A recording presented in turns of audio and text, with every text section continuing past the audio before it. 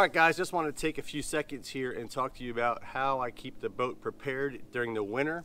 Now I don't do a hard winterization on my boat. I use it all year. In fact, I use it more in the winter than I do probably any other season.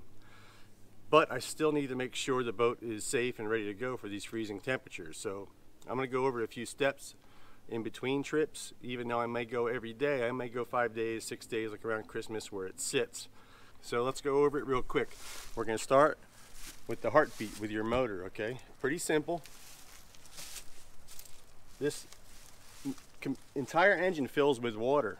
That's what keeps it cool, right? So there's water trapped in here when you come off the water. Even though it's an outboard, it's not an inboard, it still gets water trapped. So a few simple steps. When I'm on the ramp, first thing I do when I pull it up is I'll lower it as far as I can get it. You can see the skeg is almost touching the ground. Don't mind the leaves, it's winter time here, right? So the skeg is just about touching the ground. Now if I can't get it low enough where I can get the motor straight up and down like this, I have a jack plate, I can raise it. If you don't have a jack plate, lower the tongue. You know, take it off your truck and lower the tongue so you can get it level. If you look here, like if that's as low as you can get it, you know, that's not low enough. You can still see the motor is kicked back a little bit. You trap just an inch of water in there, that has a hard freeze and expands. Bad news, it can ruin your year. It can crack everything in there, not just the simple stuff, but expensive stuff. So we need to get the water out. As soon as I pull it up, I immediately drain it by lowering it as far as I can. I'll go a little past straight up and down because I want this water to run out of the prop. Now you're not going to see it running out now, obviously the boat is dry, but I'm going to wait. I don't care how long it takes. I'll wait till it doesn't drip any longer. Then I'll wait. When nothing drips out, I'll go ahead and raise it almost as high as I can get it. The reason I'm doing this is because there might be water vapor locked in there. You know, water won't drain out unless it can take air in from somewhere else. So I'm going to raise it all the way up. I don't want to crush my cables or anything, but I'm going to raise it pretty high. You know, that's the max right there where I have it set. This will help break any vapor lock inside there that won't let water fall out, and it will let water drain out of the front. Every motor is different. Sometimes they drain out of different spots. When I'm doing this, I use Q-Max salt. It's a great corrosive inhibitor, way better than WD-40. They did give me a bunch of this for free. They don't pay me or anything, but they did give me a bunch for free, and it lasts so much longer than WD-40. It's a little thicker, it stays on longer, and it doesn't give you that nasty gummy feel that like white lithium grease gives you. I use this on a lot of stuff.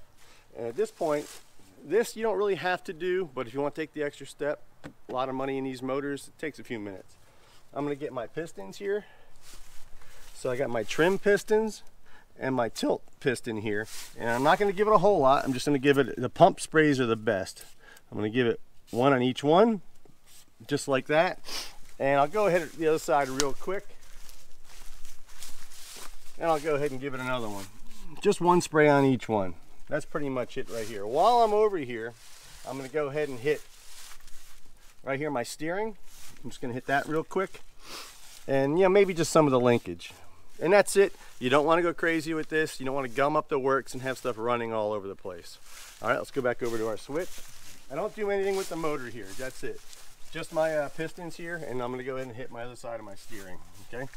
If you want to have someone jump up in the boat and steer it around and spray a little more on there, it's probably not a bad idea.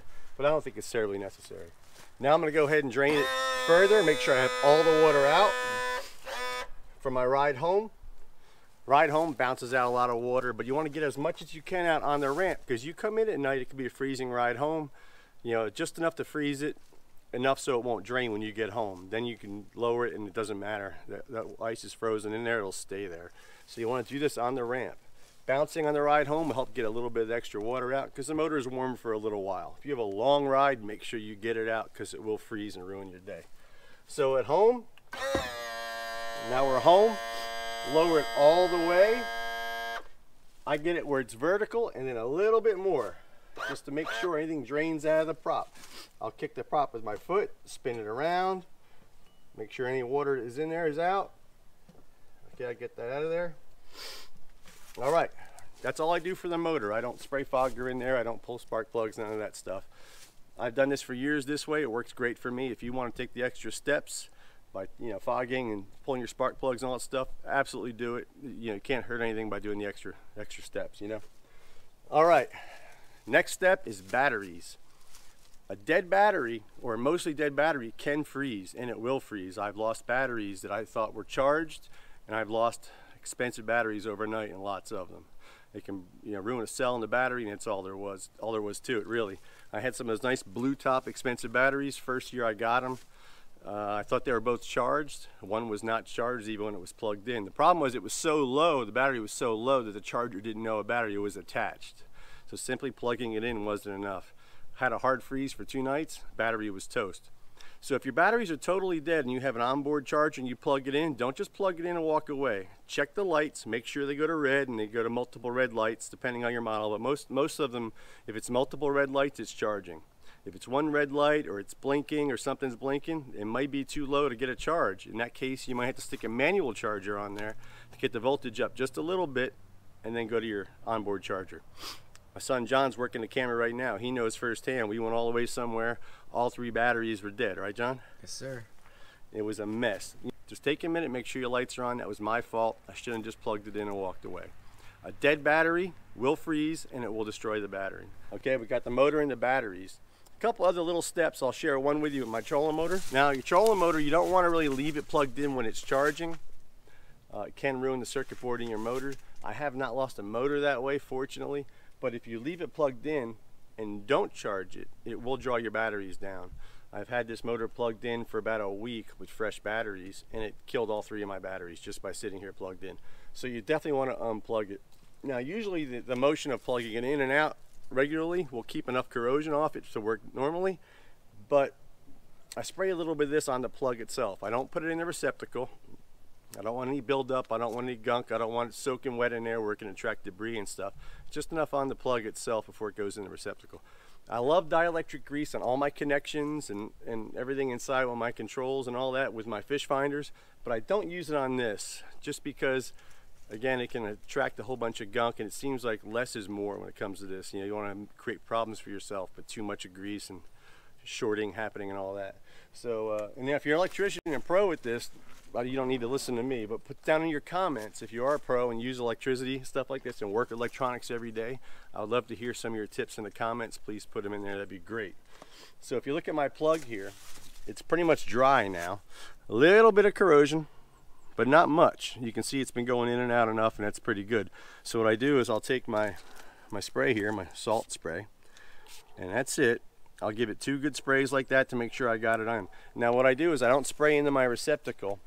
I take this plug, and if you get in here close, I'll open my receptacle up here, and I'll go ahead and pop her in, push it in, give it a turn, push it in, give it a turn. I'll do this a few times. Okay, then I'll take it out nice and gently. Okay, now for me that's good enough. You know, the oil that came off of here and went into my receptacle here is good enough for, you know, normal use and everyday use. Of course, if you let it sit for a long period of time, you might want to do a little more than that. But you do this every time you come in the winter time, you'll be rocking and good to go. And that's it. I'll go ahead and put my plug down in here to keep it out of the direct rain and snow and stuff. Between the bow and the stern is our pumps. We have water pumps in this boat. There's freshwater pumps, there's raw water pumps, live well pumps. You want to make sure all your pumps are drained. Now, most live well pumps, when you come out of the water, that suction is broken, it'll drain everything out, especially on the ride home.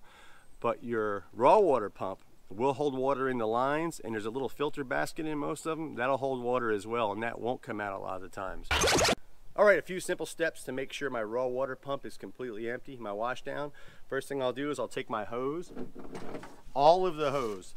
I'll pull it all the way down, and I'm gonna hang it over the side of the boat. Make sure my valve is open, and I'll go ahead and drop it down. I want to get this very low. Now I probably don't have much water in here because it's been cold, but at this point I'll go ahead and fire the pump up. Okay, if you look down you might see some water coming out. Oh yeah, there's a good amount of water in there. So I'm going to make sure all that water is out. I'm going to leave it down there very low. All right, you can see right now we're gurgling air. Almost all the water is out of the line. I'm gonna go ahead and turn the pump off. I'm gonna turn my battery switches off. And I'm gonna leave my hose down here just in case there's any water left in the line somewhere, you know, back in the stern or here in the line itself. I'll let gravity take out the last few drops. I'll leave it hanging here. Now, if you have a dog in the yard or something, may come chew on it because it smells like fish or whatever, you know, you have to deal with that in your own way, I guess. But I'll leave it hanging off here. Any water should happen to find its way down there, it'll get sucked out like that. All right, guys, that's it. That's how I winterize the boat between trips. This is by no means a long-time winterization, you know, solution, especially if you live in some of the northern states or Canada or someplace where it's extremely cold. Look up, you know, go ahead and Google hard winterization or long-term winterization for your boat, especially if it's an inboard. Inboards are different. They have complete cooling systems and everything else that need to be flushed out. If you have any tips or ideas you'd like to share, please put them in the comments. I'm always looking for new stuff.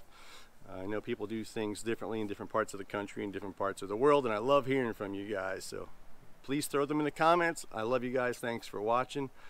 Please stay safe on the water. Leave a few for me. Love you. Mean it.